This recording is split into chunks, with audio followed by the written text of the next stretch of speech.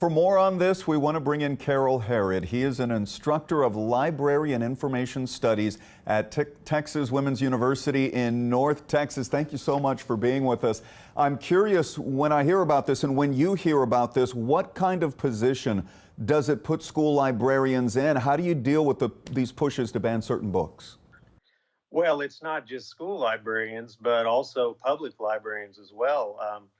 I've had friends who've had death threats. I know people are being demonized on social media, online, and good, capable librarians are leaving the profession. Your friends, your neighbors, people who really play a big part in the informational structure of schools and communities. So, librarians, I would say, you need to just make sure you have policies in place to deal with book challenges. And people who want to support libraries, show up to school board meetings, let your voice be heard, volunteer at libraries, just show your support by showing up. We hate to hear about people making threats, but I'm curious about the experiences of parents who are reaching out for help, either to you or to other librarians, about concerns over what's in their child's school library.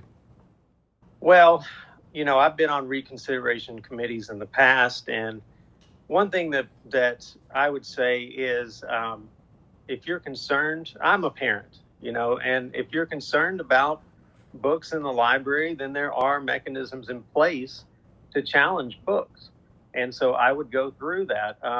But I'm seeing instances lately where people are demanding certain books be removed from libraries that libraries don't even have in their holdings. So I would say for concerned parents, to actually do your homework, make sure you can navigate an online catalog, make sure that, you actually read some of these books. I could read you passages from the Song of Solomon in the Bible that would make you blush, but that doesn't mean it needs to be banned. So I would encourage everybody to read the full text of whatever that they're having a problem with, and then go from there and work through the system and navigate it. When these actions are taken, what impact does removing books have on children? Well, for one thing, if books are removed that reflect the lived experiences of children, they're going to question their own value, and that to me is just unacceptable. And also, information and education is like a puzzle that has different pieces. The more pieces of the puzzle you have, the clearer picture you have.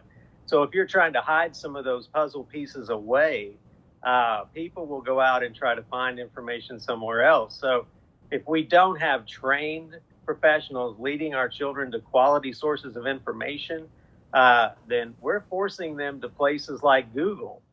And if what they're looking for is information about, sex or gender, they're going to run across eventually actual pornography, not just the written word or some illustration. So we're talking about actual graphic content that they'll think represents real relationships. And that concerns me a lot.